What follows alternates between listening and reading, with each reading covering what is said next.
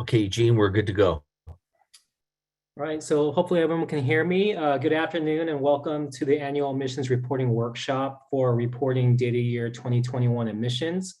The goal of today's workshop is to help attendees better understand the annual emissions reporting program, or better known as AER, and educate folks with how to access the AER reporting tool, in addition to preparing and submitting an annual emissions report using the tool. We'll start off with some self-introductions for all speakers and co-hosts today. In addition to staff from South Coast AQMD, we have special guest speakers from the California Air Resources Board, or CARB, who have graciously made themselves available to provide information on statewide emission reporting requirements under their criteria and toxics reporting regulation, or better known as the CTR regulation. The CTR regulation has been effective for a couple of years now and has been implemented and administered through our AER program. Until now, it's been business as usual reporting for applicable facilities, but we have been receiving questions regarding the current data year 2022, which will be reported next year in 2023. So again, we really appreciate having CARB staff here today with us to help answer any questions that may come up regarding CTR requirements. Okay, so with that, I'll start off with our self-introductions. I can start off with South Coast staff. My name is Eugene Kang, and I'm the Planning and Rules Manager for the AER program. Maybe Monty or James can go next. Hi, my name is James Koizumi. I'm with the AER group in South Coast Air Quality Management District. Good afternoon, everyone. My name is Monty Firouzian.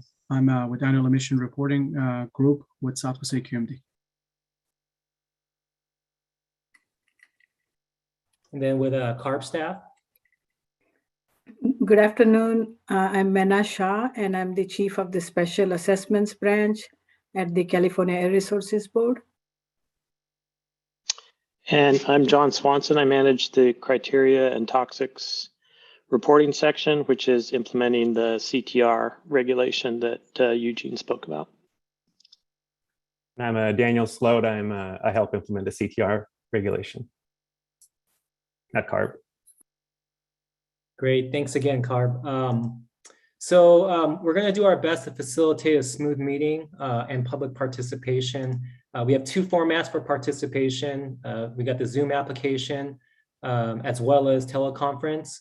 I'll go over some general instructions and guidelines before we start the meeting. So please silence your other electronic devices, such as your cell phone or your desk phone, to ensure that we're not having any feedback or causing interruptions during the meeting. All participants except for co-hosts for the meeting will be placed on mute and will not be able to unmute themselves unless our staff unmutes you. For those on Zoom, please click on the raise hand button to ask a question or comment, and you will be added to the queue until your name is called. For those calling in using the phone line only, please dial *9 on your keypad to signal that you would like to speak, and your name will be called when it comes to your turn and staff unmutes your line. For the sake of time, so we can get through the presentation, we're asking that you hold all verbal questions until specific stops during the meeting. Specifically, we'll have 3 different opportunities for verbal questions to be answered. The first will be after CARB provides their segment on the CTR regulation. The second will be during the live walkthrough of the AER reporting tool. And the last will be in our dedicated Q&A session at the end of the presentation.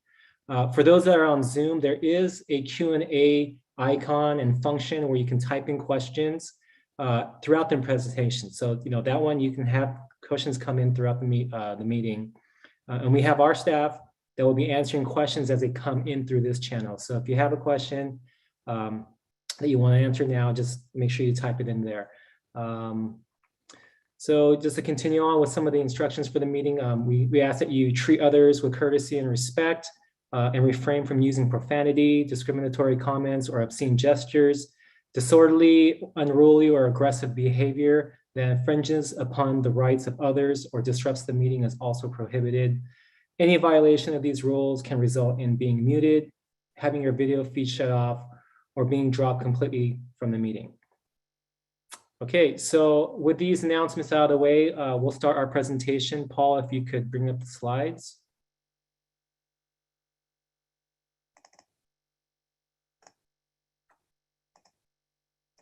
Okay, great. Okay, so this is the agenda.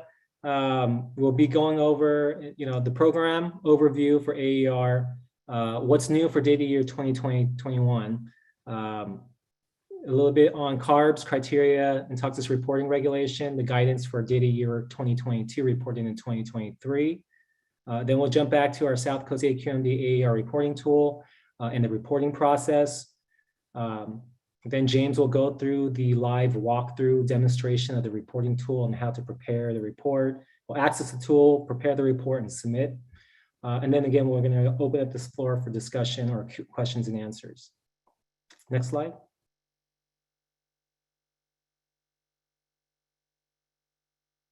Okay, so starting with program overview, next slide.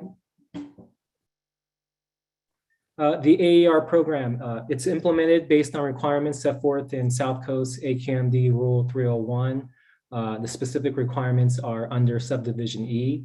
Under the AER program, facilities subject to the rule are required to report device level annual emissions and also pay any applicable fees if rule specific thresholds are exceeded for criteria air pollutants, tax, or toxic air contaminants, or ozone depleting compounds. Next slide. Okay, so who needs to submit a report? Well, pursuant to South Coast AQMD Rule 301, a facility is required to file an emissions report if any of the following occur. First, if their annual emissions are greater than or equal to 4 tons per year for most all criteria pollutants, or 100 tons per year or more for carbon monoxide. The second qualifier would be if you are subject or your facility is subject to the state's AB 2588 hotspots program. The third is if you are subject to CARBs CTR regulation. For this reporting period, it only applies to 3 types of facilities, which I'll go over a little bit more later on in the presentation. And then lastly, if your facility is just notified by the district to report. Next slide. Okay, so there's some differences between like your regular AER facility and maybe some of these AB 2588 facilities for this year. State Assembly Bill, AB 2588, established a statewide program for the inventory of air toxics for a facility that may cause a local concentration or a hotspot of toxic emissions that potentially poses elevated health risks to its surrounding receptors. AB 2588 facilities in the South Coast report their emissions via the AER program and have some additional reporting requirements compared to facilities that are just subject to AER. Both facility types have to annually report all criteria pollutants in a list of 66 toxic air contaminants and ODCs, in addition to paying any emissions fees if those specified thresholds are exceeded. However, every 4 years, AB 2588 facilities are also subject to reporting a longer list of toxics, approximately 177 in their quadrennial report. Next slide. So for CTR, the California Air Resources Board CTR regulation was developed as part of AB 617 efforts to provide the public with statewide emissions data for a variety of additional sources. For data year 2021, the CTR regulation requires emissions reporting for the following, what we call core facilities. The first one, called criteria facilities. These facilities are those that have a potential to emit 250 tons per year or more for any non-attainment criteria pollutant or their precursors. The second facility type are those that are under the mandatory reporting regulation, or easier said, the greenhouse gas facilities. And the third category are those facilities that are categorized as elevated risk priority facilities under the AB 2588 program. Next slide. Okay, so this is just a screenshot of what you would see in the tool. In the facility information section, you can see whether or not you're identified as an AB 2588 facility, which is the first box, in addition to which phase you're in for reporting, your quadrennial report. And then the box below that is a field where you can see if you're subject to the CTR requirements, and then the reason why you have been identified as in the CTR facility. Next screen. As far as fee exemptions go, Rule 301 does provide some for small dry cleaners and small businesses. A facility can receive a fee exemption for specific toxics and ODCs if it qualifies based on whether it's a small dry cleaner or a small business, and its calculated emissions totals for specific toxics are less than 2 tons per year. In order for you to take advantage, or a facility to take advantage of that exemption, they would need to select the file for exemption option in the AER report in order to flag the fee exemption request. All right, next slide. So facility annual emissions data is public information and can be viewed on South Coast AQMD's facility information detail or find webpage. And it's also used as a basis for fees. The data is also used for a variety of other activities and programs, which include helping to create our own emissions inventory for our basin. The data is also used to supplement emissions inventory used for our AQMP, or Air Quality Management Plan, when developing control strategies and rules to meet basin and statewide goals for air quality. It's also used for compliance verification of multiple South Coast rules and permit conditions, identification of facilities subject to the federal Title V program, and it also helps us project revenue needed to support other air quality programs at the district. And lastly, we also send this data ultimately to CARB to support their programs and requirements that they implement. Next slide. Okay, so the question for this year, when is the due date for AER submittals? So according to Rule 301, annual emission reports are due no later than the 75th day of the calendar year, which lands on Thursday, March 17th this year. The report and any payment, if it's due, must be received by 5 p.m. on this deadline date. The report itself, the electronic report, can only be certified and submitted electronically using the tool. So no hard copy submittals, as was allowed in previous years, strictly electronic submittals. And then online payment can also be made if you have a payment due using the AER reporting tool, using an e-check or credit card for amounts up to $300,000. Next slide. Okay, so this is a screenshot of the reporting tool. Again, later in today's workshop, James is going to be going over more detail, greater detail of how this looks and the whole process in the tool. But again, this is just a screenshot of what you would see after report submittal. If payment is due, you will see the options for paying online under the first box, payment option number 1. Next slide. So if you still need to pay by check because you're over the limit allowed by the online payment system, or for some other reason, that option is still available. To do so, you need to print the AER payment voucher, which can be obtained through the reporting tool after submitting your report electronically. The printed voucher along with the check must then be mailed to one of the addresses listed here for either regular or overnight delivery. This information is also in the tool, so you'll be able to see that. You'll be able to see the addresses that you need to send it to if you have to pay by check. And also please note that the voucher and check must be postmarked by March 17th in order for it to be considered on time. Next slide. We still also have the option to drop off your check. If we encourage the use of online payments just because it's easier, and there's a little bit more difficulty because of the pandemic and just accessibility and coming into the office. So, however, if you still need to drop off the check where you want to, there's that option using a messenger or courier service with a return address on this slide with an attention to cash management. Next slide. Okay, so that kind of goes over all the the program overview and what's new. I'm sorry, not what's new. I'll go into what's new this year now. And this kind of just covers more about what's new compared to last year. So next slide.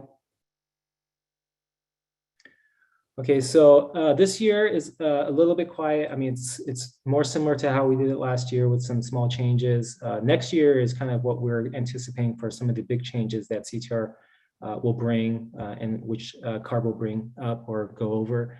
For this year, we do have an additional and updated help section in the AER reporting tool. This kind of helps people with tips and instruction and summaries as you're going through the report process rather than having to flip to a help and support manual or FAQs document. For AB 2588 facilities that are this year for the quadrant reports, for those facilities that are categorized as phase 2. And for fees, we do have some increases to some of the emissions fees for criteria pollutants and ODCs. And then just a reminder that some facilities subject to CTR will continue to report for data year 2022. Next slide. Okay, so again, this is an example of what you might see for some of the updated help in the tool. We've always had summary instructions on report forms, but we've kind of reviewed all of them again to see if we can provide more detail, more specific instructions. So you'll be able to find that there. The banner on the left, it's kind of more of a more sequential, kind of itemized or indexed flow for the report forms. They have to be filled out in sequence. And then the bottom screenshot shows this informational or eye icon that's littered throughout the whole reporting process. If you pan over that, it should reveal report entry tips. Next slide. Okay, so for data year 2021, as I mentioned, there are some increases to emissions fees for criteria pollutants and ODCs. In July 2021's amendment to our fee rule, Rule 301, a total increase of 4.5% was applied to fee rates, emission fee rates. The 4.5% accounts for the 1.7% CPI increase that was temporarily deferred in 2020, and then a normal 2.8% CPI increase in 2021, which totals to the 4.5. Next slide. Okay, so again, as far as CTR requirements for reporting data year 2021 are concerned, it's going to be continued reporting for some facilities that are applicable under the CTR. It's, as I mentioned, the core facility types, again, the criteria facilities, the greenhouse gas facilities, and the elevated toxic facilities. The difference for this year compared to last year will be that there is no business as usual reporting that was allowed for in the CTR in the previous year. And applicable facilities will need to report all the contents as instructed in section 93.404 of the CTR regulation, with the exception of release location data. The AER tool is currently configured to be consistent with CTR reporting requirements for these facility types for data year 2021. So if a report is filled out completely, you should be in compliance with the CTR requirements. Next slide. Okay, so now I'll turn it over to, I think, John Swanson to go over the CTR guidance for data year 2022 reported in 2023. Yeah, thanks, Eugene. Can you hear me? Yes. Okay, great. Thank you for that, Eugene. Yeah, we can go to the next slide. And first of all, I'll just reintroduce myself. I'm John Swanson. I manage a section that currently has 5 6 staff. We had a retirement recently. We're in the middle of replacing somebody who recently retired. I report to Menash Shah. She's the branch chief for my section. And we manage the criterion toxics reporting regulation that Eugene was describing earlier. As Eugene said, for 2021 emissions data that's reported this year, there's really no changes due to CTR requirements compared to last year. It's the same applicability criteria that Eugene went over. So relatively large facilities, 250 tons or more of a non-attainment criteria pollutant, or mandatory reporters for greenhouse gases, as well as any facilities that are currently designated as high priority. And that's a designation that's made by the district. We did want to, we are working with districts, including South Coast, to implement the elements of the new CTR. As Eugene mentioned, if you fill out your AER tool requirements completely, that should place you into compliance with any CTR reporting requirements. But we did want to go over today some of the information pertaining to 2022 emissions, which will be reported next year, so that facilities that have not always been included in the South Coast's data collection efforts for emissions inventory, so some sector types and facilities will need to start providing information to the district next year based on emissions or activity data that occurs this year. So if you meet one of what we call phase 1, which are facilities that are subject to reporting data for 2022 emissions in 2023, this is in addition to the 3 criteria that Eugene already explained. So if you meet a phase 1 applicability criteria, then you'll need to maintain records to collect activity data or emissions for sources as directed by the district, if you fall into those categories. So for example, facilities with that only have a permitted diesel backup generator, that's one of the criteria for phase 1. So there will be probably hundreds of facilities that do have a permit issued by the district, but the only permit is for a diesel backup generator. You will need to provide data as directed by the district that would allow the district to calculate and report emissions for your facility, and that data then gets reported to CARB. So once again, if you do provide that data, you'll generally be in compliance with the CTR requirements. Most of the other information that's required under CTR reporting is information about the location or the device or process that's going on at the facility, and that's generally available from the district permit. If you don't meet any of the applicability criteria, the existing large facilities and high priority facilities, and if you don't meet any of the applicability criteria in phase 1, which we'll be going over in a minute, and you meet an applicability criteria that's in phase 2, you're not required to provide information according to CTR, but you should still report under any rules or applicability for reporting that's under the district's purview. So for example, auto body shops and retail gas stations are not in phase 1, they're in phase 2. So if you fall into one of those categories and you're less than 4-ton criteria, your auto body shop, you don't need to provide information unless the district requires it. Next slide, please. So for facilities that fall into this phase 1 of CTR, it includes facilities that are over 4 tons per year, actual or permitted potential to emit. And that's the same criterion that South Coast already has for their AER, so it's consistent there, or 100 tons per year for CO. The other facilities, as I mentioned, pertain to a number of source types or industry sector types, and are often accompanied by thresholds. So it's permitted processes that are listed in our CTR regulation in Table 3 for Phase 1. Facilities that are currently subject to CTR applicability criteria and South Coast criteria, you need to continue to report annually as directed by the district. Next slide.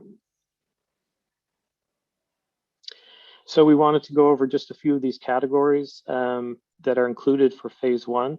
Again, if you fall into these categories, you're less than 4 tons and don't meet the current CTR criteria.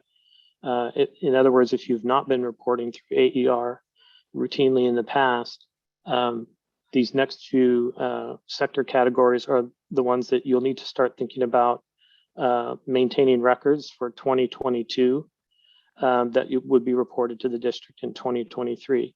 Again, the manner in which that data is collected will be determined by the district, and the type of data, whether it's fuel use, hours of operation, or other types of activity data.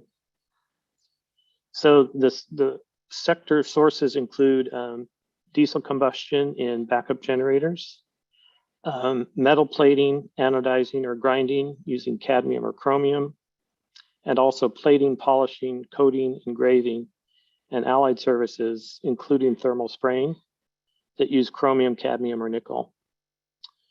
Dry cleaning facilities are also in Phase 1, except for facilities that only use water or CO2-based systems. Next slide. Continuing on, the next 3 bullets: industrial machinery manufacturing, petroleum refining, and rubber and miscellaneous plastic products manufacturing. If you fall into those categories, it's likely that you already report through AER by meeting some other applicability criterion, but if not, those are included. And then the release of fumigant or fumigation of crops for market. And that's not an application of pesticides to an orchard or field, but treatment of a harvested crop, wherein the fumigant is applied and then released to the atmosphere. Next slide. And then the remainder of Phase 1 categories all pertain to solvent use. It includes solvent cleaning and degreasing,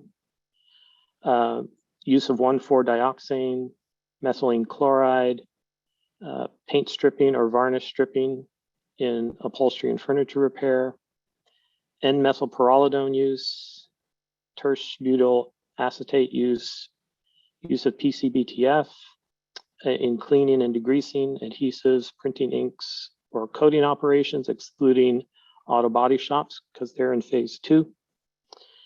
And then there are some thresholds for these as well.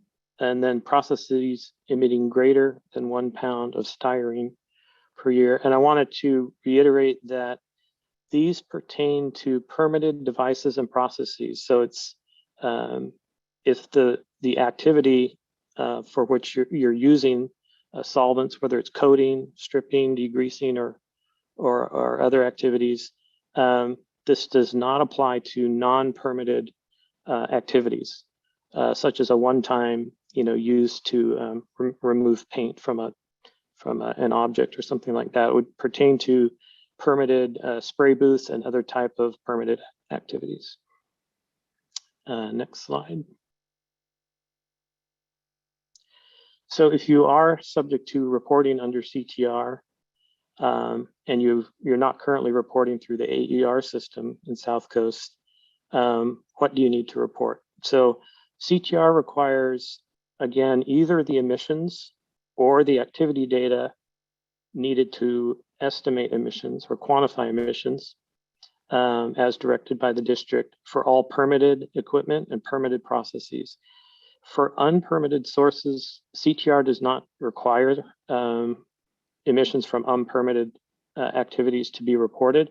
However, the district may require that under a variety of different rules, including AB 2588 evaluation. So if it's a fugitive source or any type of unpermitted activity, you do need to report it if the district requires it, but if the district does not require it, it's not required by CTR. The methods that can be used to collect activity data and report that, and methods to quantify emissions, including emission factors and or mass balance evaluations or others. We just identify that in the regulation as best available data and methods. There's no prescribed quantification methodologies that are currently required. South Coast and other districts, as well as CARB, are working together. We have some working groups that are working on methodologies and options for quantification methodology that can be used, and those in the future may go through a rulemaking wherein those documents are referenced or incorporated into the regulation. But for now, it's just guidance, and there are no required methods for any particular source. It's determined, again, by the district how they want to either quantify the emissions or advise facilities on how to do that.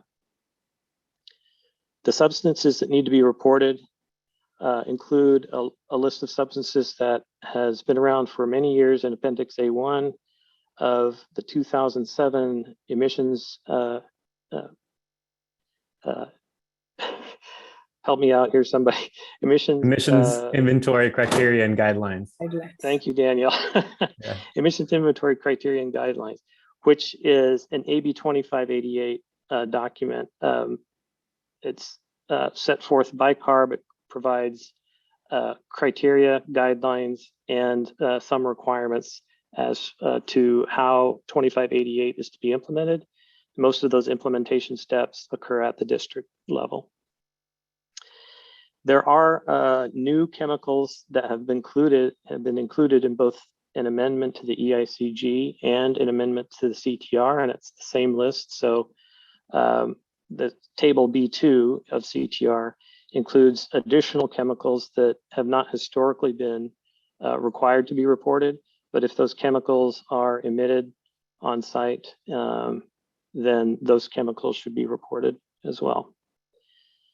And in some cases, it's difficult to quantify emissions, and there may not be an existing method or emission factor that can be used for certain chemicals used in certain activities. And in those cases, if there is no method that can be used to quantify a reasonable estimate of the emissions, there's a function in the CTR and in the EICG where the facility is required to report the presence and the amount used or produced on site, again, using best available data. And we can answer questions on some of these specifics at a later time. Next slide, please. So that's it for our summary. And Eugene, I'll pass it back to you. And I don't know if you want to pause here for questions or continue and pause later. Exactly. Yeah, I think as I mentioned, this will be the first opportunity. If there's some questions that are coming in, especially if it's for CARB or CTR, this is kind of the time to ask. So if you want to ask the question verbally, you can do so, or if it's coming from the chat. I'm sorry, go ahead. Yeah, so there is a question. Can you please provide a link where we can find CARB's CTR guidance, and we will put it in the chat. Great. This is also in the notification letters that we had sent out. CARB did give us the links or link for all the support and guidance documents as they come up throughout implementation of CTR. So you can also use that link. That will kind of get you to the webpage for various documents. Eugene, we did have one question in the chat that we deferred for after the CARB presentation. So the question was, medical use is exempt. Does that mean hospitals are exempt? Thanks, Tim. Yeah, that's an excellent question. Yeah, that pertains to the use of diesel engines. And there are a couple of exemptions there. And medical facilities is one. And so actually, if you have if a hospital or medical facility has a backup generator and does not fall into any other applicability criteria for 2022 reporting, they are exempt until a future year.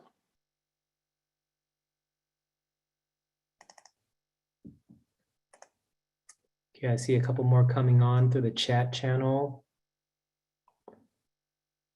Can we have access to the slides presentation with dates and addresses? Yes, so the presentation is currently on our AER webpage. If you go to, right now I can't remember the URL, but if you just go onto our AQMD webpage, you just type in annual emissions reporting, it should take you or provide you with a link to get to that page. And if you look under the virtual workshop section, you will have access to all the program materials for this presentation, which includes the live demonstration, payment options at some point, and then also the presentation itself.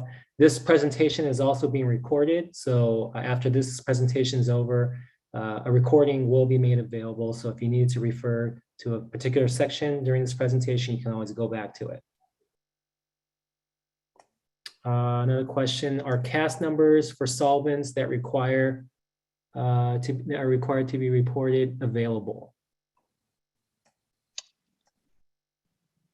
I believe they are. Daniel, do you know if those are in the table? I can't remember. Yeah, we provide emittent IDs, which I believe if there is a CAS number, that is the CAS number to that, and that they're in the tables B2, B3, B4 of the CTR regulation. Okay, next question. Will tanks 4.09D still be sufficient model to use to determine tank emissions? Okay, so this is something we went over last year. We know that there were changes that we discussed, changes to Chapter 7 of AP 42. Those introduced some additional calculations for working losses and some other processes. What we say in our messaging now is that you have to calculate emissions pursuant to how it's calculated or set forth in AP 42.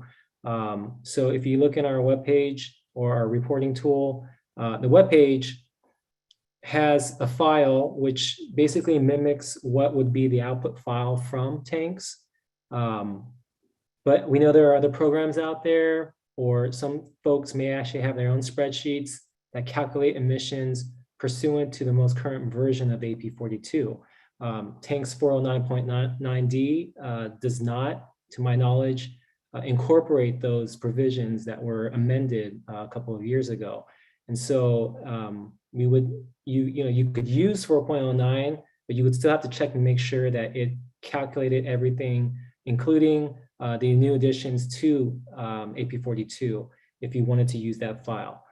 Again, we also have on our webpage a blank template, which is, again, like the output file you would see for tanks 4.09. So if you wanted to populate that yourself using other programs or other calculations that you might have for spreadsheets, you can go ahead and do so and upload that file to our reporting tool.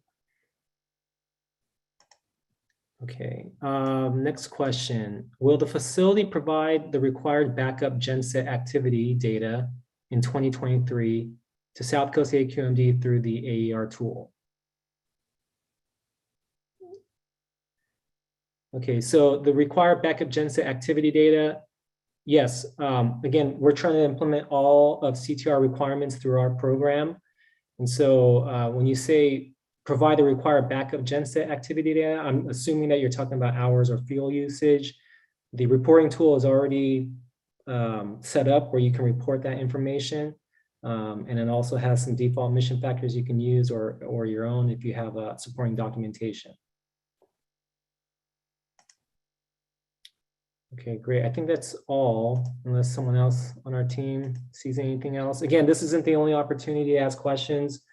We will have a dedicated quick Q&A session at the end of the presentation and also throughout the live demonstration of the reporting tool. Okay, so thanks again, Carb, for that. Let's see, we will move on to the next part of the presentation, which kind of goes over the AER reporting tool and the reporting process.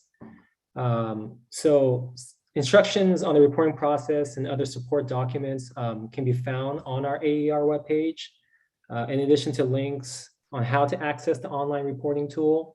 Once you go to the tool at this link here, the second bullet, you can register and then access your report using the facility ID number and the facility PIN code from your notification letter. Next slide.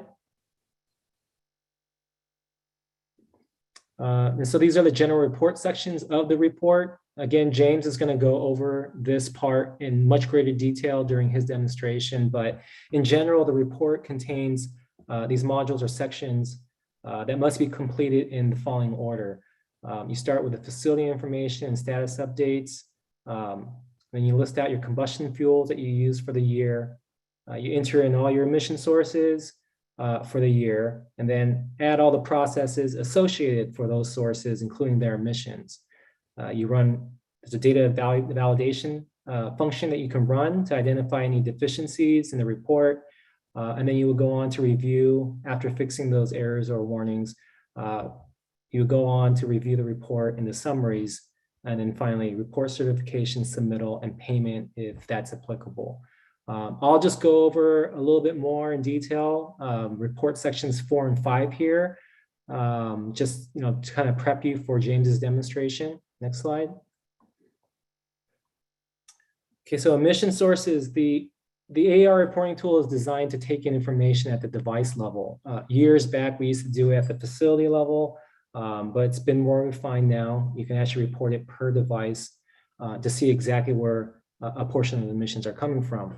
The reporting tool refers to each of these devices as an individual emission source. Here are some examples of how you would identify an emission source. As a convenience, the first time you report, facility is required to report, our AER team preloads each report with all the devices found in our permitting database. But you still should review it because there might be something that may be pending, maybe an application or whatnot, that might not be included. So please make sure you review this, make sure it's accurate, and you may need to add additional emission sources if they're unpermitted. Next slide. So as far as emission source categories are concerned, there's a wide range of classifications available in the tool, including external and internal combustion devices, spray coating equipment, and also other uses of organic containing material. Next slide. There's also selections for storage tank emissions, fugitive components that are regulated under rules 1173 and 1176. Process upsets for those kind of operations are things that aren't typically like a routine operation. And also just any other process that the user can define that's not addressed by an available or existing process template. Next slide. Okay, so the process and emissions data entry, users have to complete this module or section in this following order, starting with the identification of the process. Then you enter in your throughput or material usage data. And then finally, you select the specific pollutant type and the emission factor. Next slide. Listed here are a couple of useful features of the reporting tool. With the first one, instead of having to re-enter all your emission sources again, you can import data from last year's report. So that's a useful function. You can also create emission sources for both permitted and unpermitted operations. There's a simple one-page summary display for all emissions, so you can see everything in one place towards the end of the process. There's also a data file import function for storage tank emissions, as I mentioned earlier when we were talking about tanks 4.09D. There's also the ability to save as you go while you're filling the report out before you do your final report submittal. There's also a function to upload all your documents that you use to support emission factors or fuel throughputs, material usage data, SDS sheets, all of that. and also a conversion calculator for throughputs and material usage. Next slide. Okay, so it's a pretty big question. What emissions should be reported? Well, according to Rule 301, if your facility is required to submit an emissions report, all reportable criteria and toxic emissions available in the reporting tool must be reported. And this includes emissions generated from all emission sources, both permitted and non-permitted. Some of the emissions that do not need to be reported include those from mobile sources, both on-road and off-road, emissions from architectural coatings that are applied to like stationary structures, buildings, and the like aesthetic purposes, in addition to usage of clean air solvents. And also utility equipment for landscaping, such as lawnmowers and leaf blowers, charbroilers and fires at eating establishments, restaurants, and any exempt materials that are listed in Rule 102. Next slide. Okay, so for supporting documentation, I noted that there is the upload function that you should be using to support anything that you're filling out in the report. So any references to non-default emission factors should definitely be uploaded to the reporting tool using the upload feature. James will go over that a little bit more during his demonstration. Some of these examples for references could be SEM summary data, your source tests, review and improve source tests, method and data used for back calculations, your SDSs, documentation of toxic emission factors, and anything else, KTEF, CAPCOA, EPA 42, AP 42. There's also control efficiency documents that can be, should be uploaded. And this might kind of support what you use for your control efficiencies when you list them out in the tool. And then all the other types of documentation, you can go to our help and support manual on our AER webpage to see what other examples that you should be mindful of while you're uploading documents. Next slide. How long should records be kept? Well, you should keep your records for a minimum of 5 years. There's lots of different requirements, whether it's federal, state, or local. And some of them have their different timeframes, but I would say a minimum of 5 years in case your facility report needs to be amended or is subject to an audit. Make sure you keep copies of any throughput or fuel material usage records, source test reports, and any other supporting documentation you use for your report. Next slide. Okay, so that ends kind of like the first part of the presentation. Now we'll move on to the second part where our senior AQ engineer, James Koizumi, will provide a demonstration of how to fill out, how to access the tool, how to register, to fill it out and submit, including how to pay electronically if you have emissions fees due. So with that, I'll turn it over to James. Okay, good afternoon. I'm going to ask that we hold questions until the end of the walkthrough, just so that if people have to look at the recording, they can watch a shorter recording, and then if there's questions, they can catch those questions at the end of it. So I'm going to share my screen. Okay, can everyone see that? Do you see the AQMD webpage? Yes. Okay, Yes. excellent. Thank you. So the easiest way to get to the AER web tool is to go through the AQMD web page. And you can get there by typing in www.aqmd.gov. Once you get to this, mouse over the online services portion of the menu, this black menu bar here, go down to emissions reporting, click on that emissions reporting, and that'll take you to the emissions reporting page. And the first entry is annual emissions reporting. You'll want to click on that. And this will take you to the logon page to the AER web tool. Now, if you've never worked in this tool or your facility's been asked to report an AER, and this is the first year, what you'll want to do is click on this orange button that says register here. And then you'll be required to fill out all the different text boxes that have a red asterisk next to it. And then when you're filling this out, make sure you remember your username, your email that you used, and the password, because you'll need those later. Once you finish this process, you'll click on sign up here and you'll get a confirmation screen. They'll say that you have finished the registration process, and then you'll get an email anywhere from 10 to 20 minutes later. You need to respond to this email within 72 hours.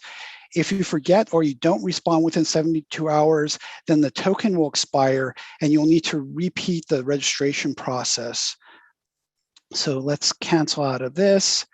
If you forget your username or password, you'll want to click on this link here, and then you can put in the email address that you use to register and click send. If your email address is not in the AER web tool, you'll get a message saying that it's not there and you'll have to complete the registration process. If you want to change your email address, you will also have to repeat the registration process because the email address is a key field and cannot be changed. So we'll go back to the login form, and then we'll use the username and password that you created in your registration process, and that will take you to the Access Facility page. Now, to enter a facility, you'll need to use the facility's ID, and you'll need to put the PIN number that was on the letter that was sent to you requesting that you complete AER. This first page here will show you all the times an AER has been requested for your facility, and they all should say submitted. They don't say submitted in this one because it's a test facility that I'm using just for demonstration. So if you happen to log into your facility and you see something that says work in progress or available, you'll know you need to go back and finish that and submit it. And there'll be surcharges, and I'll talk about how the surcharges work later on. So when you get to your 2021 AER, it'll say available, which means nobody has entered it into it yet. And then once you enter it, it'll change to work in progress. So let's enter the 2021 AER. So this first page is the Start Here page. This applies if you've already submitted an AER, and you'll be able to import the data from the previous AER that was requested. And the way you'll do that is you'll click on this Import Last Year link. And then it will ask you, are you sure you want to do this? And the reason why it's asking you if you really want to do this is because it's going to erase anything that was in there prior to you pushing this button. So you want to make sure you do this first. Otherwise, it'll erase any work that you have done. So we'll click yes, we want to import the data. And then you should see this yellow message that says that the data was successfully imported without any errors. If you see a red message that says you have errors, contact AER staff either by email, or you can call us and let us know, and we'll look into it. These green messages here will tell you a little bit about what's imported. It'll show you the fuels that were imported, the devices imported, and if you're a hotspots facility, that your hotspots information was loaded. Now, after you've done this, if you've previously sent in an AER, or if you're new to the whole process, you'll go to this facility information page. And this left-hand menu in blue is what you'll step through. And please go down and follow it sequentially, because some of the information that you choose on these pages will change the look of the page or the requirements of the pages in the future. So if you have to go back and make other changes, that might change the page that you might have already put information in, and you might have to start all over again. So this top of this facility information page, you will not be able to change anything with exception of the latitude and longitude, and add a CARB ID number if you are subject to their greenhouse gas reporting, the MRR reporting program. In that case, you'll have to put in your MRR ID. If you look at this and you say, hey, some of these don't really apply to me, I'm not a reclaim facility, then once again, send an email to the AER staff or give us a call, and we'll look into it and we'll make the appropriate corrections. So going downward, If your mailing address is different than your equipment address, you'll want to click off this checkbox and you'll want to enter in your mailing address. If you believe your NACS or SIC code is different than what's listed here, you can propose the NACS code or SIC code that you would like, and AER staff will review that. Next, you'll have to determine an industry type, and it's based on a pull-down box here. So you'll have to choose the industry type that best matches your facility. If you can't find anything, what you'll likely have to do is click on one of these other ones, other industrial manufacturing, or if you look above here, you'll see other commercial or service, and those categories might be the catch-all that you need. Once you do that, you'll have to let us know your operating status for your facility, either that your facility is operating or it's shut down. If you choose one of the shutdowns, you'll also have to put in the year of shutdown. But for this demonstration, we'll say that we're operating. Here, there are checkboxes. You'll need to check these checkboxes if they apply to your facility. For example, if your facility produces electricity, or if you're subject to Rule 1173 or 1176, or if you're a small business, or if you've had non-routine emissions, such as an upset, breakdown, spill, startup, or shutdown, you'll want to click this, and you'll get additional areas where you can put in information for this non-routine emission, and you'll be able to estimate those emissions based on the information you put in there. No one is required to report greenhouse gas emissions in these AER reports. If you do need to report greenhouse emissions, you'll be doing that through AERB, the state agency, and they have a separate program, a web-based program that you'll use to enter in your greenhouse gas emissions. If you'd like to do that here, you can click on this box, and then you'll get additional fields where you can put in greenhouse gas emission factors, and they'll estimate your greenhouse gas emissions. Now, this main contact here, this was either imported when you did your import, or this came from our permitted database. If this is incorrect, go ahead and make those changes. If your prepare for your report's different than your main contact, you'll want to unclick this checkbox and put in the correct information. And same thing with the authorized facility representative. This operating schedule here is required in our reporting to AERB. Try to put the schedule that best matches your facility. I know some facilities you may have different operating hours on different days, or you might operate a different number of days per week. Try to put in the best you can in here, and this information is not tied to any of the emission calculations or the fee calculations, so you won't have to worry about that.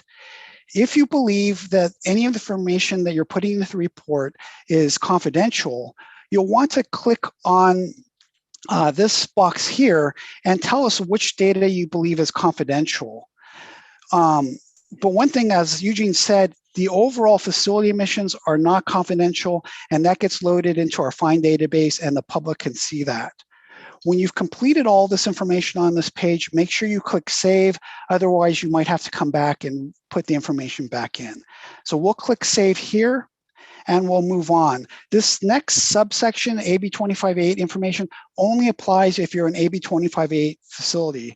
And what you'll have to do is put the distance from your facility, from your fence line, to the closest receptor, worker receptor, and residential receptor properties. And the way you do that is you'll click on this edit, and then you'll put in those distances. And you can also add a sensitive receptor if you want, or fence line information. But the thing that's required this year are the worker receptor distance and the residential receptor distance. And then if you've completed that, you can go on to the status update page.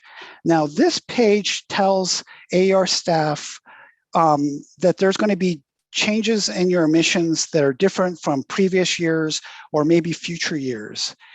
If you click on the facility shutdown, change of ownership, or change of equipment location, You will also have to notify permit services, and here's a link you can click on to send an email to them, or you can call them at 909-396-3385, and you'll have to let them know, because they'll either have to cancel your permits or let you know how you can apply for changes to those permits so that you get the right owner or the right location on those permits.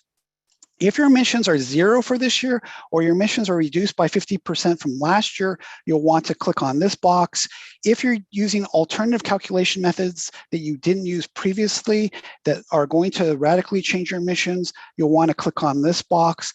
And there's also another catch-all if you have something else that occurred at your facility that you want us to know about. And then when you click on these boxes, you'll also be required to put in some additional information. Try to fill out as much information as possible.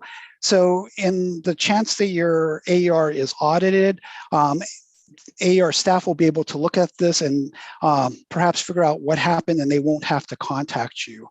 So if none of these apply, what you'll be required to do is click on this no change box, but we won't do it now, so that when we get to the data validation, you guys will be able to see what an error looks like and how you can come back and clear that error.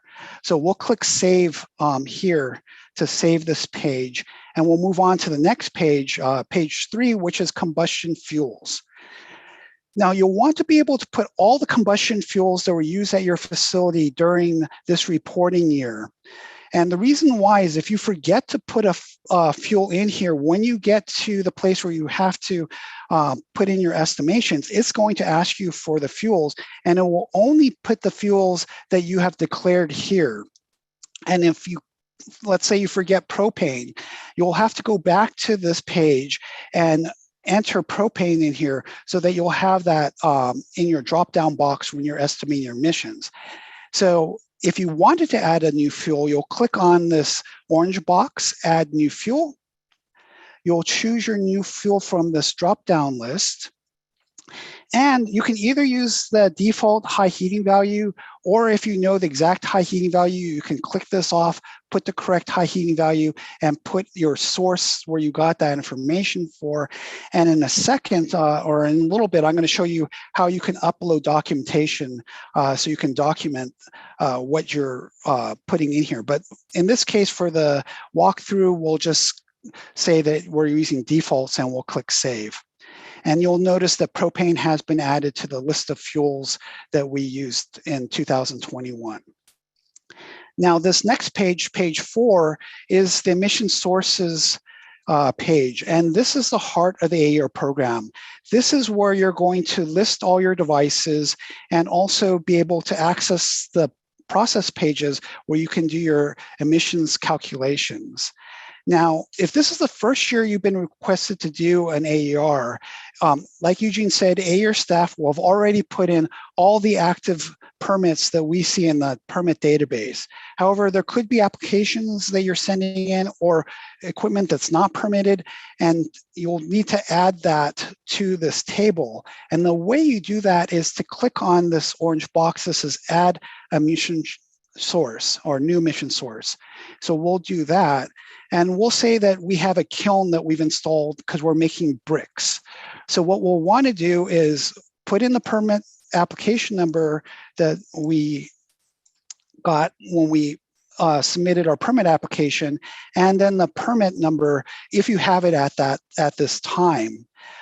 You'll want to put in an ES name, an emission source name, and I would suggest to put in the name that's on your permit just to make it easier for everybody to reference.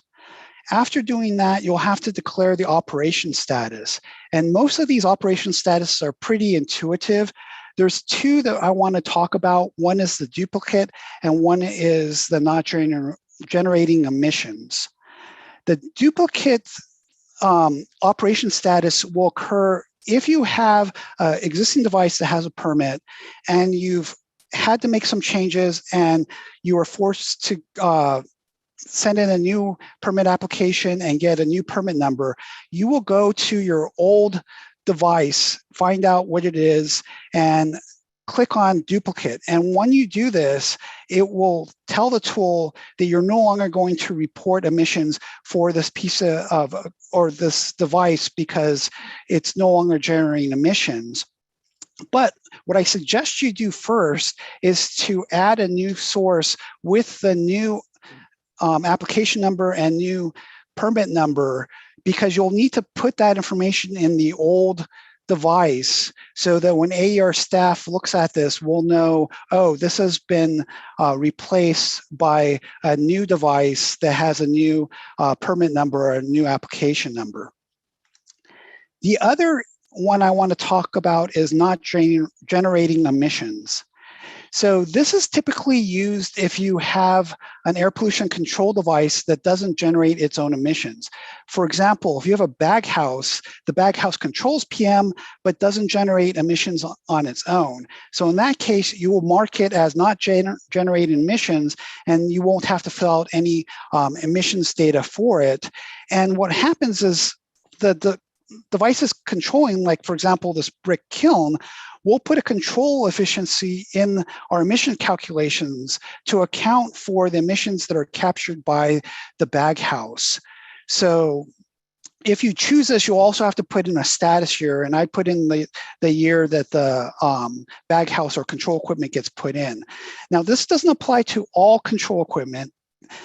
If you have something like an afterburner that also has its own combustion, you'll have to also click normal operations, because you'll have to report those emissions that are coming from that piece of control equipment.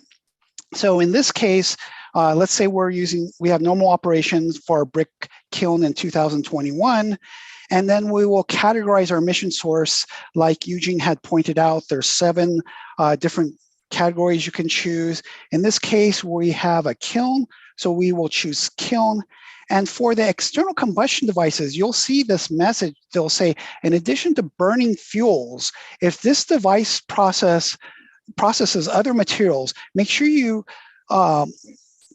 click on the other processes emissions box below, because for this portion up here, this is only talking about the combustion of the fuel, but we're making bricks, so we'll also have aggregate emissions from our kiln.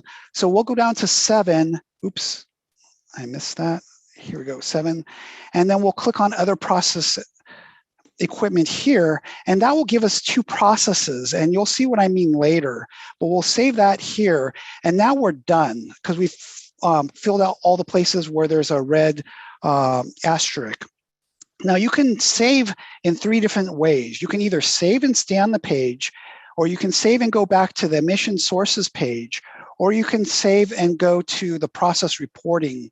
Since we haven't seen the process reporting, let's go back. We'll save and go back to the emission sources page, because that's something we've seen before. And now we'll see that in addition to the devices that we've imported, the baghouse, the spray booth, and the boiler, now we have our new brick kiln. So like I was saying, that for the baghouse, because the baghouse does not generate emissions, it'll have a no here, and you will not be able to click on a process link to open processes to report emissions. However, like for our brick kiln, we are operating, so we'll be able to click on this open, and it'll give us 2 processes. It'll give us a process for the natural gas combustion and the process for our aggregate material that we're using to make into bricks.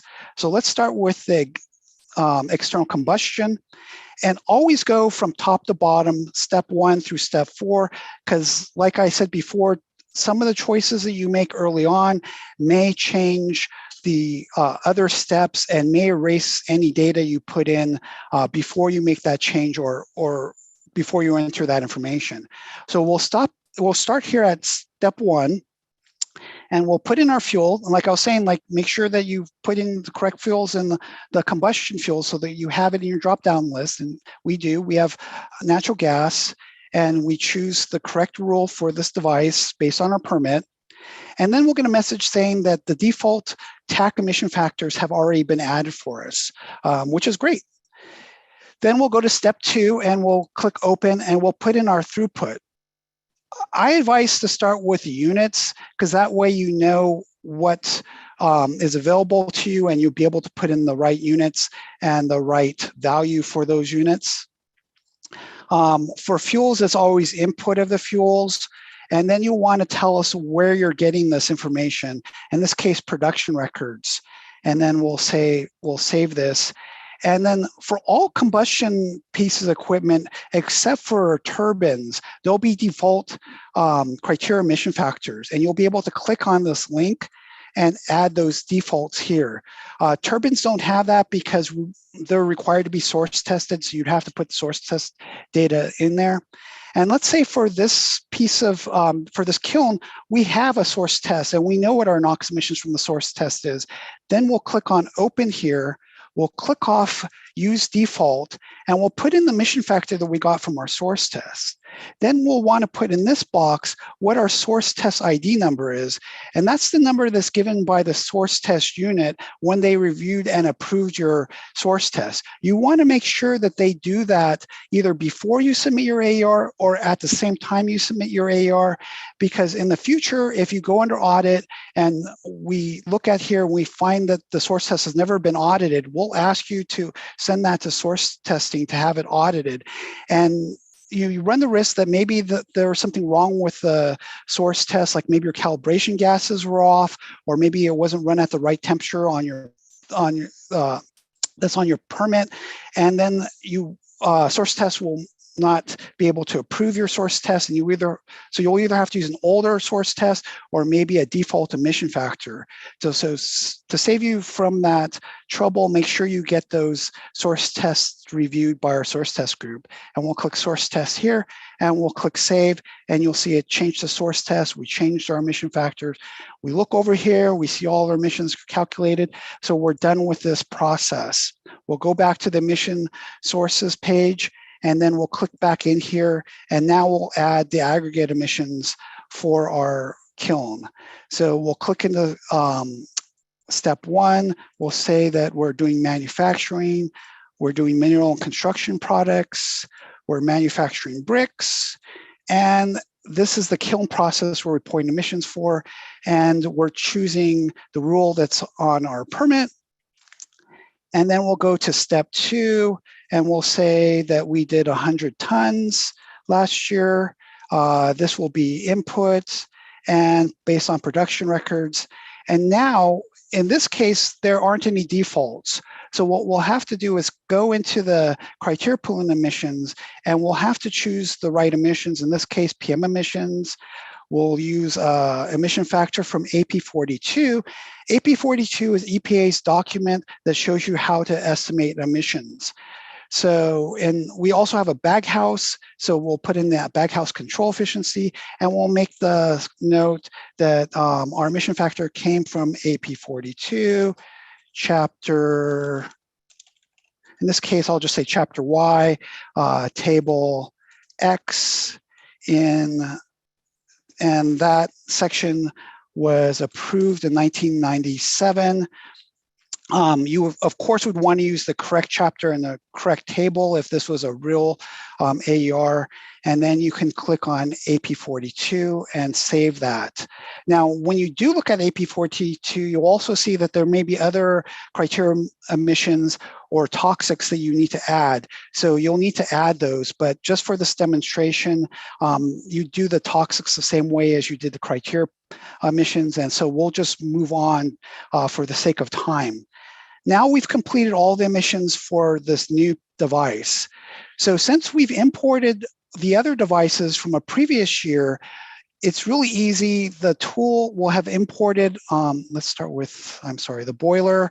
It will have imported everything except for the throughput. So you can just go in and put in the throughput for this year, say for production records, and the emissions will be calculated, and you won't have to make any changes unless something happened, like you have a new source test and you need to change that data. I also put spray booths in here because I want to be able to show you that when you're doing your spray booth, you want a process per coating. And the reason why is when you look at your coatings, most likely every coating is going to have its own VOC content and a different toxic profile based on MSD. So in this case, we have that information already in there. We'll say we're 100 gallons here. And I want to say that for VOC emissions, for spray booths, most of the time, unless you have another type of control device, there will be no control efficiency for this. And you'll be getting your information, like I said, from your SDS.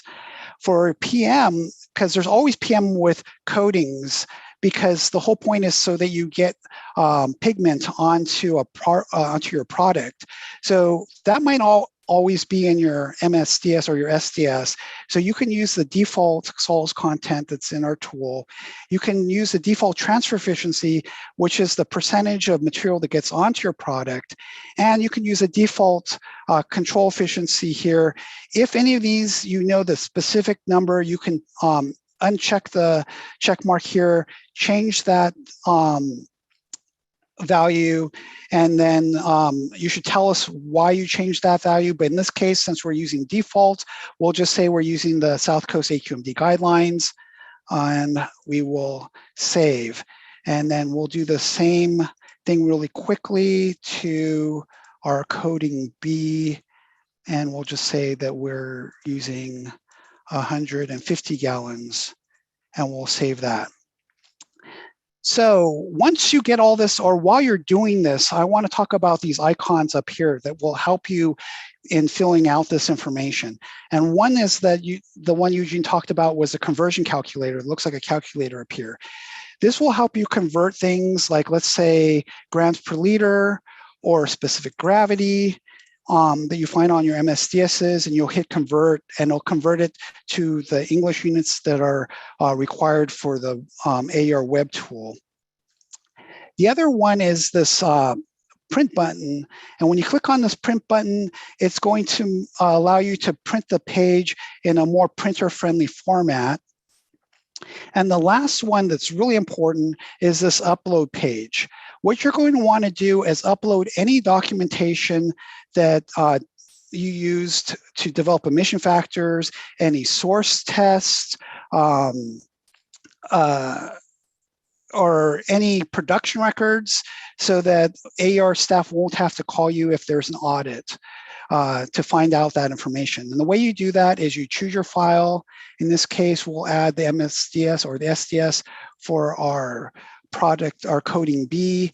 We'll say that this is the SDS for coding B. And the important thing to note is the valid from date. You need to put a date that corresponds to the year you're doing your AER for. If you put in like a date for this year, 2022, then the tool won't add it to this file, to this table here. And that's not what you want. You really want to be able to have this table populated in case you have an audit, or in case for future, if you have questions or you want to hand off doing the AER to somebody else, they'll be able to see how you did it in the past. This valid to date you can put in, and that will cause whatever's in this table not to be imported in future years that go past this valid date. Because if you don't put in any date here and you just upload it, every year when you import your data, it will also import all this documentation. So now we are complete with our emissions reporting. We'll go to page 5. And what the tool does is it gathers all your devices by the emissions category so that you declared in your device page. And it will allow you to look at these all together.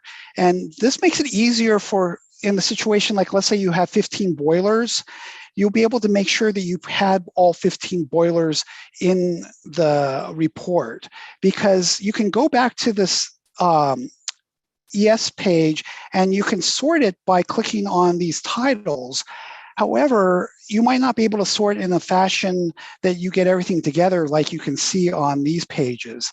And the only things that will appear are for the devices that you've already added. So in this case, external combustion, spray booths, and other processes We don't have all the ones that are or that we aren't reporting are grayed out here.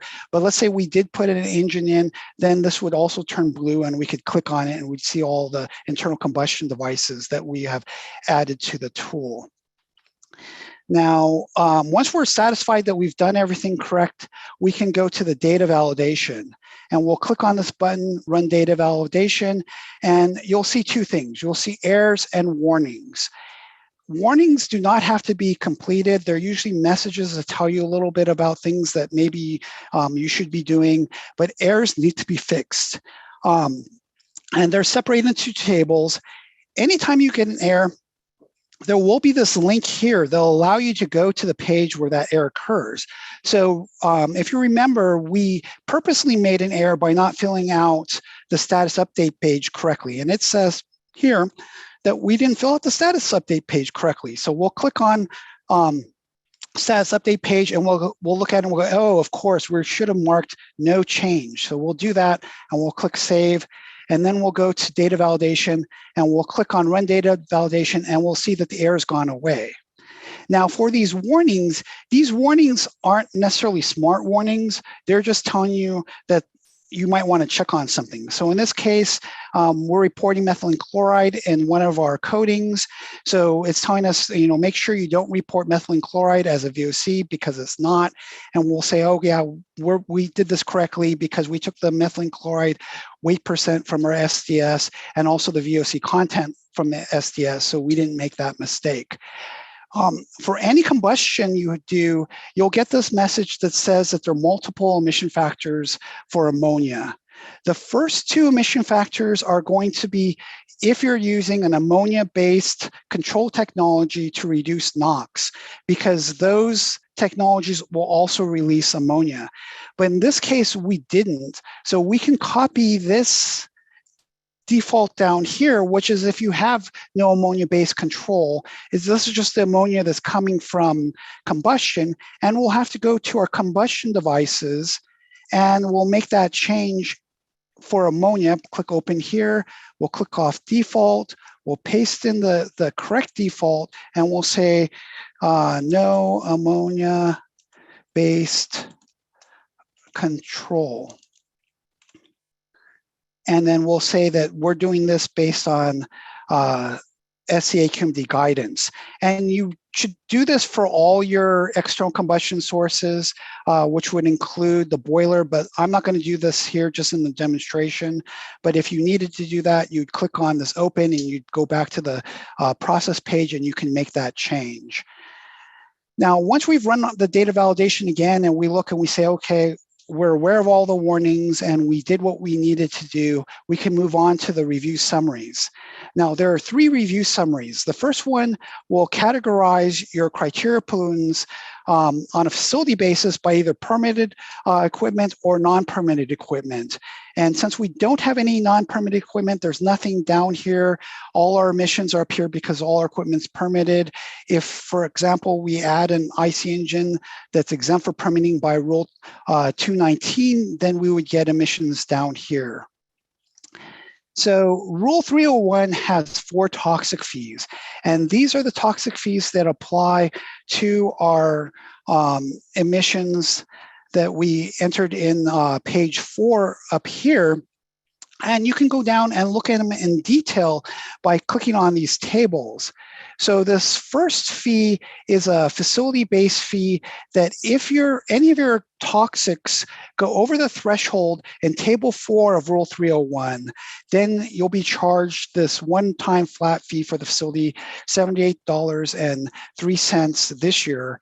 And you won't be, it's just one flat fee. It doesn't matter how many of your tax go over that, you're just charged that one flat fee. But for the cancer potency weighted fee, that's a little bit different. For every TAC that goes over the threshold, the tool will calculate the cancer potency weighted emissions, which is the TAC emissions times the cancer potency factor times a multi-pathway factor, and then that will be your cancer potency weighted emissions. If it's greater than 1, then it'll be multiplied by this fee due here. And in this case, only benzene does that. If we go down here, the other ones are less than 1. And in this case, for PAHs, our emissions are below the threshold in table 4 of rule 301. So those are 0. And then you go down to the bottom and it will sum up the total fees for this cancer potency weighted emissions. The next one is emissions that apply to ammonia or ozone depleting compounds. And in table 3 of rule 301, there'll be the thresholds and also the fee rates. In this case, we've only exceeded ammonia so that we only have fees based on ammonia. And let's say you say, oh, there's no way I went over that threshold. You'll be able to click on this device and process link here, and it will list the devices and processes that generated that. So you could go back and find the device that maybe there was a wrong emission factor or maybe wrong throughput that caused the emissions to be higher than you expected. Or maybe you'll look at that and you'll realize, oh, no, that's correct. So we'll go down to this flat device fee. So if any of the TAC emissions exceed the thresholds in table 4 of rule 301, for that device, you will be charged a device fee. So in this case, we had 3 devices and only one of them has a fee. And when we click on here, we'll see the tax that that would apply, and where you see true are the tax that exceeded that threshold and qualified that device for this fee. So for example, if you had 2 devices, then both devices would be charged the $341.89. This last table will only appear if you are a CTR facility this year, or if you have to report quadrennial emissions under AB 2588. In that case, you have to report additional toxic tax, and these would be the emissions. You could check to make sure that those are correct, but there are no fees associated with these additional tax under the AER program. The last summary table is the total emissions and fees. So this top table here has your criteria pollutants, and it shows you the permitted and unpermitted criteria pollutants. The criteria pollutants that are subject to reclaim, the total emissions, and the emissions that are subject to fees. As Eugene said, if you go over if you're at 4 tons or over 4 tons, you'll need to pay fees with the exception of carbon monoxide, which would be if you're at or over 10 tons, then you'd pay fees here. This first line is the sum of all these criteria fees. The next one is a sum of the toxic fees, which we saw in our toxic summaries. And then the breakdown is here. This third line is the addition of both the criteria and toxic fees. If you reported more than 10 tons of any criteria pollutant last year, or 100 tons of carbon monoxide or more, you will have paid installment fees, and those will be listed here. And the balance due would be the emissions fees minus those installment fees. In this case, we have no installment fees that we paid, and therefore line 6 is the same as line 3. This line 7 will not apply to you if you submit your report on or before March 17th in 2022. If you submit your report afterwards, you'll have to put in either the date that you're going to pay your fees electronically or that you're going to postmark your check. And the reason why you put this date in here is once you do that, the tool will calculate what surcharges you have, because the surcharges change over time based on what's in Rule 301.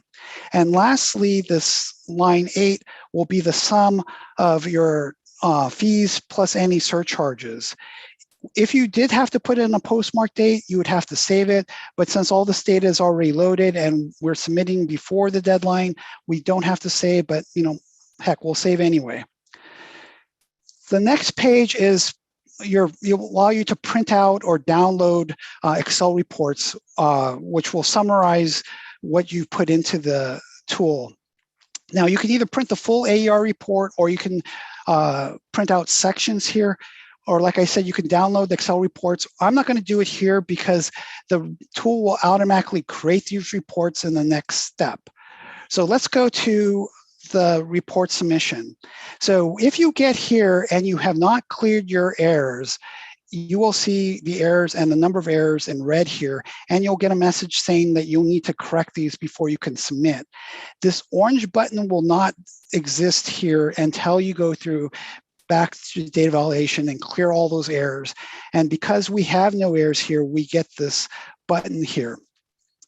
When we click on this button, it'll say, do you really want to do this to generate the report? And the reason why it's asking us if we want to really do this is once you do this, it will lock down the tool so you won't be able to change your emissions unless you go to the next page and say that you want to undo all this. One sec. Let me send it to the webinar. Okay. Give me 1 sec.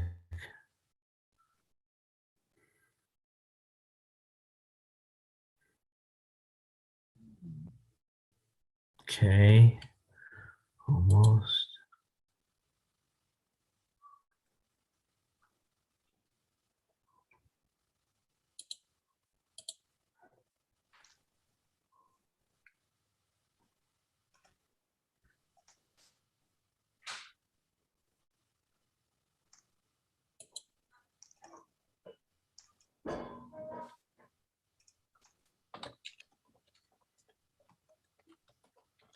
Says we're live now.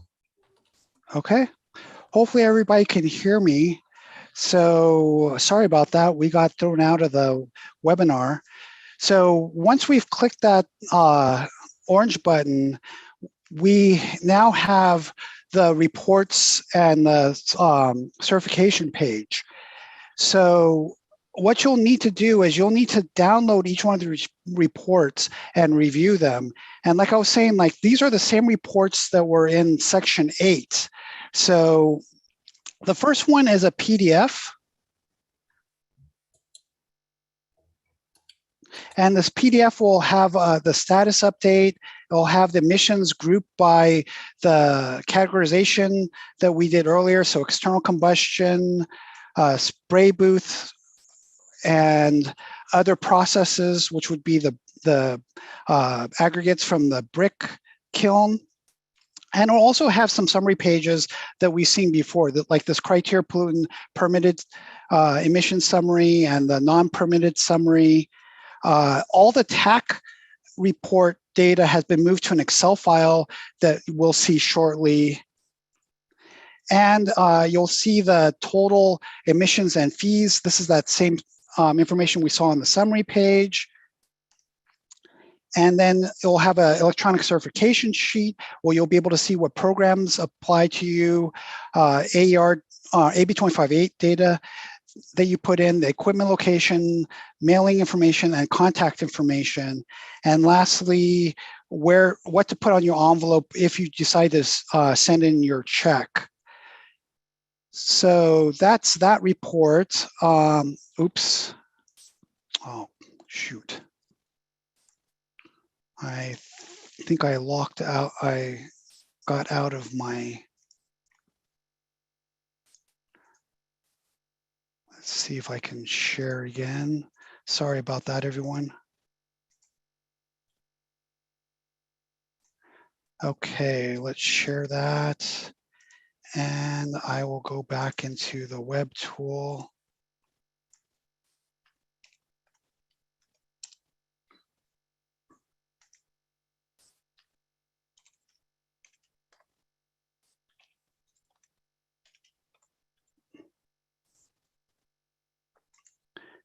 And we will go back to report submission. And so the next report is this Excel report. And when you click on that and download it, what this report has You probably won't be able to see that, right? I need to share the whole screen.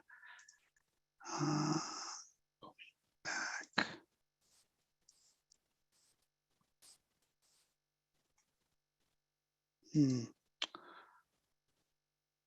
Sorry about that. I can't seem to find the controls that allow me to share my screen again.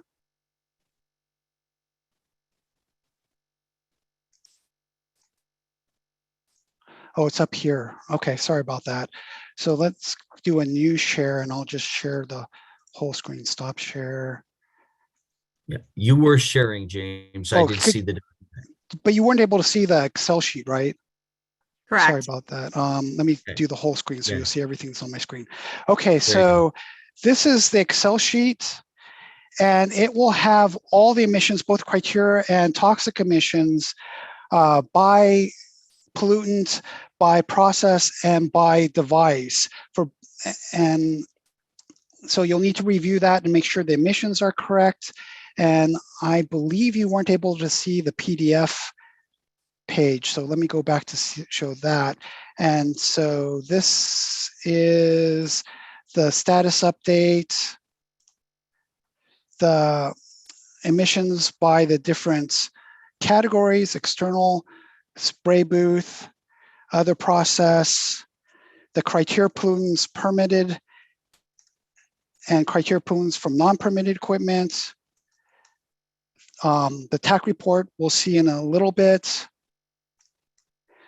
The total emissions and fees, this electronic certification statements, and this last page, they'll show you where you can submit your fees. So now let's go back to, I want to make sure that I don't close this out. Let me move this over. There we go. I just couldn't see the controls up top here. Okay, so the last report is the toxics report. And it's going to be similar to what we saw for the criteria pollutant report. However, it will have the facility information and it will have the same sort of table that we saw before that has information by toxics, device, and process. It will also have the same sort of summaries that we saw in that summary page by the fee category. So the per device fee, the ammonia ODC fee, the cancer weighted potency emission fee, and then a summary of those TAC fees. So once you reviewed all these reports, if you find out that there's an error and you need to make changes, what you'll have to do is click on this gray button that says cancel generated reports and modify report data. And when you do that, it will open up the report and allow you to make changes that you can save in the process sections. And then once you finish that, you'll go back to report submission and click on that gold button again that will generate the certify and submit page. You'll have to download these reports again, review those reports to make sure everything is correct. Once you find that those are correct, you'll be able to check on these boxes to say that you've read and approved the data that's in there. And then you'll go to the certification statement. You'll read the certification statement. You'll click that you've read it and that you agree with it. So let's do that. And then the last step will be to identify your or to verify your identity. And the way you'll do that is you'll put your password, and this is the password that went with your user ID when you registered. And then the facility PIN. And you want to make sure that everything's complete when you do this, because if you submit your report, you'll have to pay the fees that goes with this report. And then you'll have the ability to click on a button that you can request an amendment. But when you do the amendment, it's going to be the same thing where you have to go through this report and certify and submit again. So you really want to make sure that everything's right before you click on this button and continue. And we've gone through everything and we're happy with everything and everything looks right. So we'll click on this button and we'll click through this warning message. Yes, we want to submit.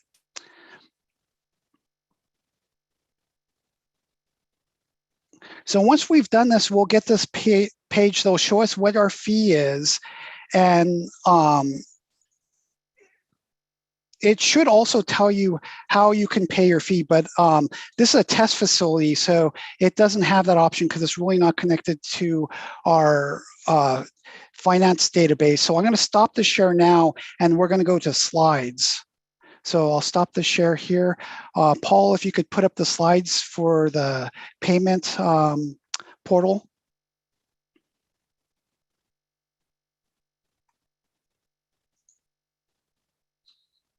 Oops, yeah, we need to go backwards. Okay, so this is the title page, next page. So if you were actually using a real facility, this would have been connected to the finance database. You would see the fees and you would see the two options you have for payments. So we're gonna go first through the electronic payment option. Next slide. So when you choose that option by clicking on that orange button, you'll have the option to either pay by credit card or pay by e-check. If you pay by credit card, there's going to be a convenience fee that is 2.22% of the fees that you're paying with the credit card. If you choose the e-check, there will be no additional fees. So once you made that choice, you'll click on the button next. And so next slide. And then you'll get this summary of the invoice and the invoice balance. Make sure that the invoice balance and the invoice number is correct and matches what was in the AER web tool. And then you can click checkout. Next slide. So if you chose credit card, you'll put in your credit card information and your billing information. Next slide. If you chose the e-check option, you'll put in your bank account information and then you'll put in your billing information.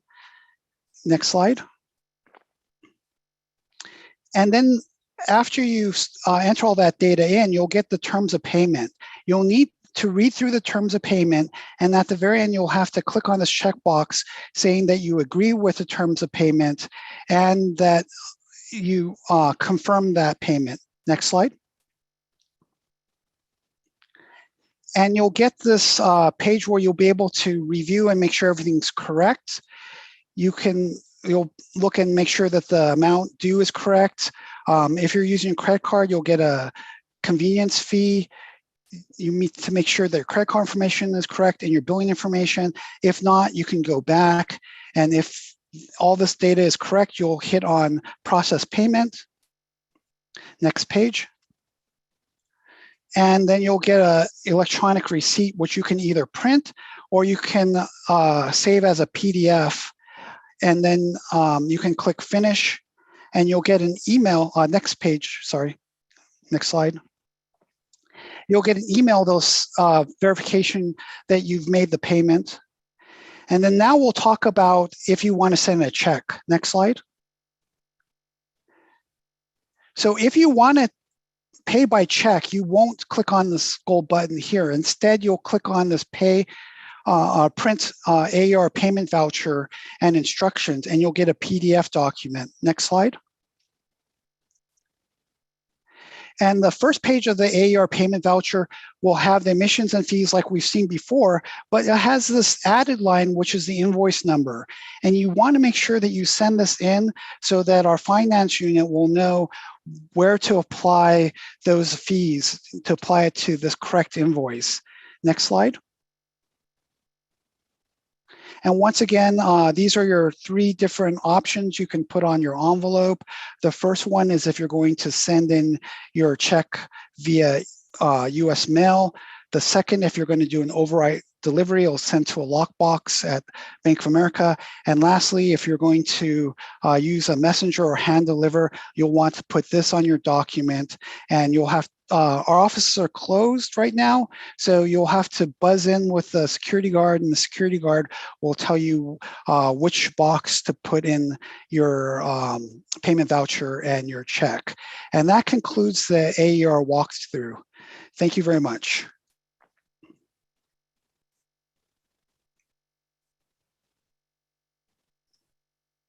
Thanks so much, James. And again, sorry for the technical difficulties. How silly of us to think that everything would have, gone off without hitches. But, again, the saving grace is the save and go function, right? Thank God for that, because then we would have to have done the report all over again for you guys.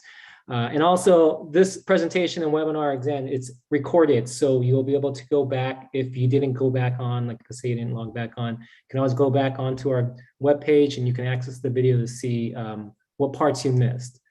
So again, thanks, James, and thanks everyone for being patient with us. So that really concludes our presentation and workshop. We can open up the floor for questions and answers.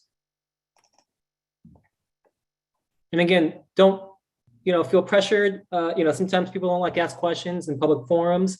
Paul, I think the slide's already on the next one, but yeah. So we have program supports. Hold on. Well, before I unraise your hand, Natasha, I just want to let everyone know we have program supports.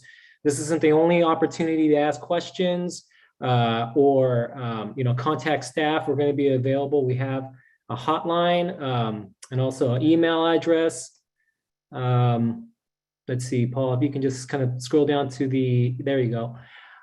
So right, we have, you can always access our AER webpage where we have program information, help and support, FAQs, guidance documents for some emission calculations for different processes. We also have access, or the public has access to contacting us to help on any questions or filling out the report and submitting the report. We also have our contacts here for AB 2588 staff in case you have questions specific to AB 2588 or you happen to be in AB 2588 facilities and have questions on reporting or submitting your report. So just be aware that we are available to help you through this process. So then I'll go back to questions. And again, I think it was it Natasha? Natasha. Yes, thank you. So were there any changes to the toxic list, table 1 or 2, in this year compared to the previous one? No, the toxic list is the same as last year's. Next year is when it will change. We'll be adding a lot more compounds based off of the requirements in the CTR. Thank you. And then could you just give us a little more detail on the updated default emission factor guidance? I saw that they had the newer date. So could you highlight what was changed in combustion defaults, I think? Sure. I think, James, if you can help answer that one. Yeah, there's no changes to the default numbers. What happened was AB 2588 staff told us that they wanted people to use the turbine default emission factors as a surrogate for microturbines. And in the past, the AER guidance was for facilities to use lean burn 4-stroke IC engine emission factors as a default for microturbines. So now our guidance is the same, that you should use the turbine emission factor, default emission factors as a surrogate. And we just are now defaulting straight to the AB 2588 list of toxics, since in the future, almost everybody's going to have to report those eventually through the CTR. And if you are not subject to AER or CTR right now, and you're not subject to your quadratic reporting for AB 2588, there's a table on that revised document that shows you which pollutants that you'll need to report in your AER. Thank you. And the mentioned changes, were they incorporated in AER tools? So they happen automatically when you import last year data? Yes. So that should trigger automatically because it's been changed in the database.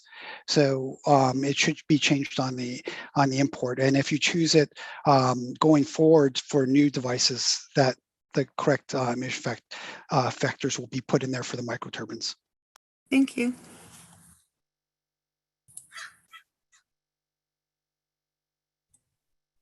Sorry, I forgot to unmute. Okay, so I think I'll just go ahead and answer some of these that are coming in through the chat if no one else is raising their hand.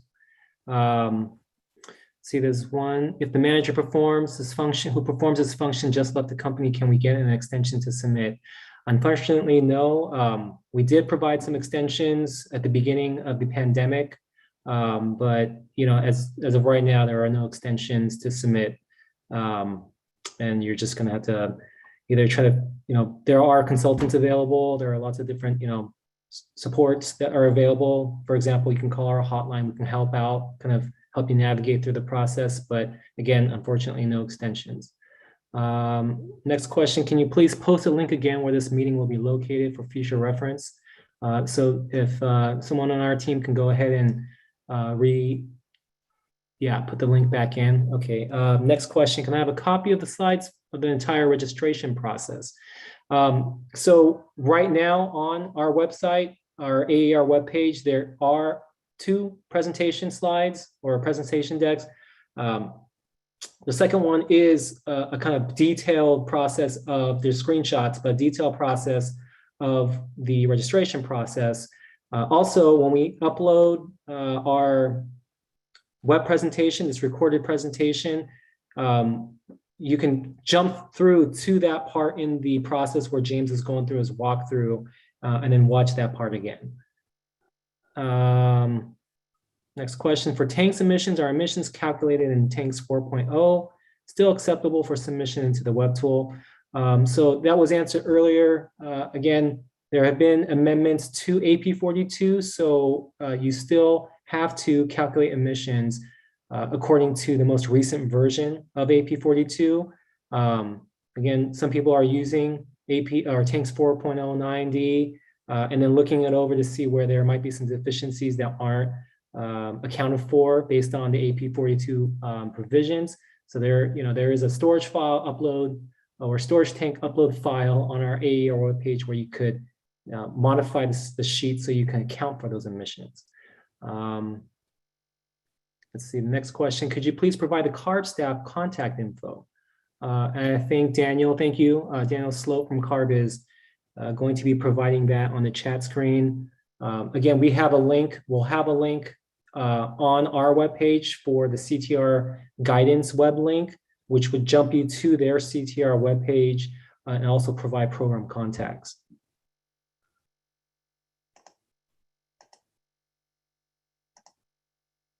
Okay, let's see. All right, I know we went through a lot of information today. I don't see any more questions coming in, but again, all this is going to be available on our webpage. And if you look at our program supports, there are different ways you can contact us. We're available, 40 hours a week. Just let us know if there's something that comes over the weekend. We still check it. So if you send it to the email or send it to our Hotmail, we do check those and get back to you. So. I guess we lost the question when we got disconnected, so I was going to address that. Sure. So James, I guess you should be probably tired of talking. If you could maybe share your screen and bring the validation page and run the validation so it shows the warnings.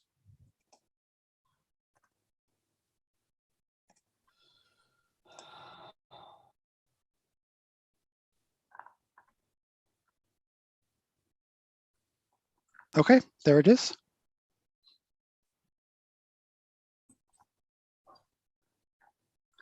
All right, I guess we got a question. If you could zoom in, James, so we can read. Okay. There was a question from one of the reporters. It seems that he or she was a consultant asking about the warnings and I guess suggesting that this may be misleading for the clients as they see warnings, and that may translate into the client thinking that there's some errors. This year, we added the instruction section in the orange, elaborating further on what the warnings and error means. And as you can see, it indicates that the review warnings to ensure emissions are correctly and accurately reported. If any warnings don't apply, please disregard them. So this addresses that question. If there are questions or confusions from your clients, you can go to this page, and this elaborates what the warnings are. Not necessarily all of them are applicable and mean that you made a mistake. So that's just a response to that question that we lost in the queue when we got disconnected. All right, thanks for that, Mani. So I'll wait just a little bit more to see if any more questions come in. Okay, well, this concludes our AER workshop for data year 2021. I'd like to thank CARB staff once again for making themselves available for help on assistance for CTR related questions. Again, please take note of the program supports. We're available throughout the whole reporting season. Eugene, one more question came in. There's one more question. Okay, this is from Charlotte. I apologize that this has already been asked, but what is the mechanism for reporting year 2022 CTR facilities? That will be handled and administered by our AER program. So again, we're working on fixes or updates to our reporting tool so that when you report in our tool, it's compliant with the requirements for CTR. After that report has been submitted, we submit all our data to CARB. So, we're kind of the administrator for it. We implement it. You can just continue to report to us.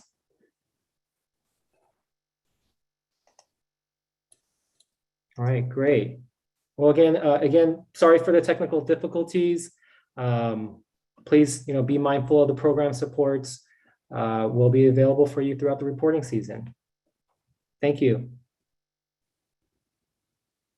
Good night, everyone. Thanks, everyone. Thank you.